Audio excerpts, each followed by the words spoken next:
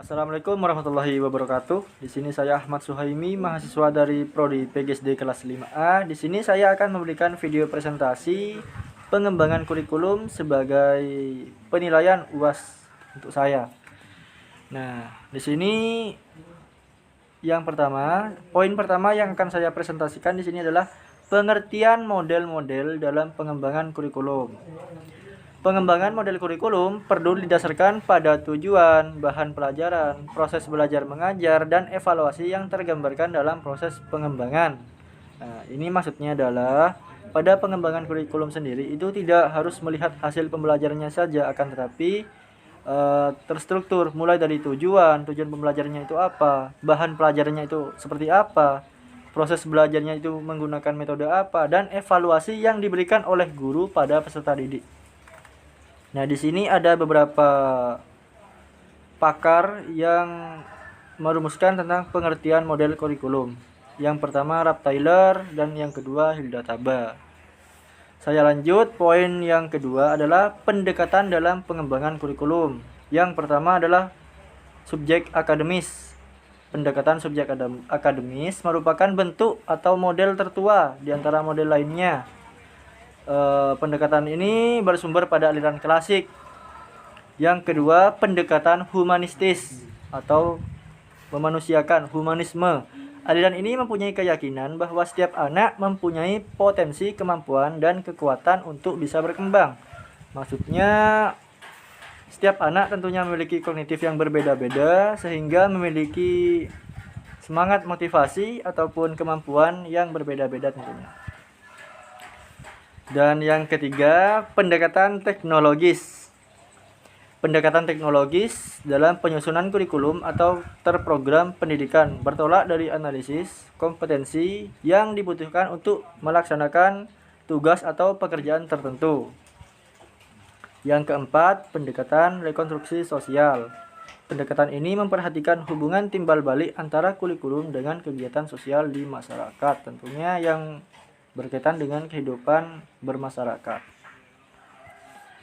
Yang poin C, konsep dasar organisasi kurikulum. Organisasi kurikulum adalah struktur program kurikulum yang berupa kerangka umum, program-program pengajaran yang akan disampaikan pada peserta didik. Organisasi kurikulum merupakan pola atau desain bahan kurikulum yang tujuannya mempermudah siswa dalam mempelajari bahan pelajaran serta mempermudah siswa dalam melakukan kegiatan belajar sehingga tujuan pembelajaran dapat dicapai secara efektif. Nah, saya lanjut. D. Struktur program kurikulum.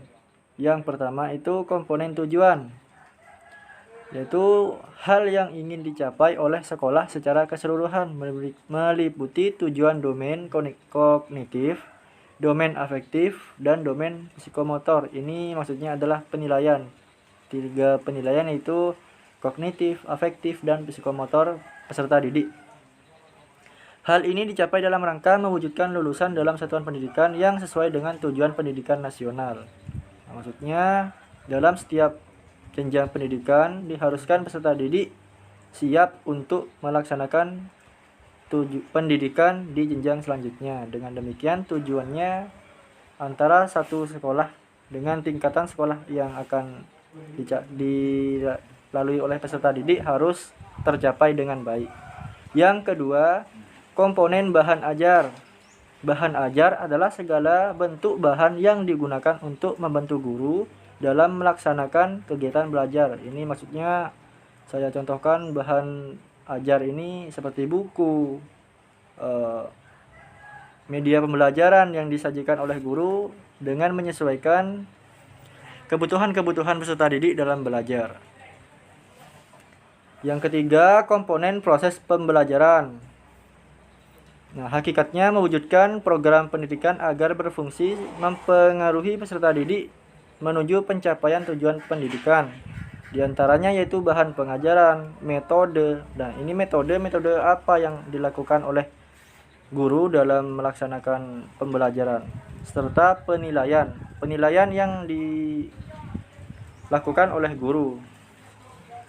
4. Komponen evaluasi. Evaluasi kurikulum dimaksudkan menilai suatu kurikulum sebagai program pendidikan, menentukan efisiensi pembelajaran, efektivitas pembelajaran, relevansi, bahkan produktivitas program dalam mencapai tujuan pendidikan. Baik, sekian video presentasi dari saya, Ahmad Suhaimi, NPM 02. Terima kasih telah mendengarkan. Apabila ada salah, saya mohon maaf. Wassalamualaikum warahmatullahi wabarakatuh.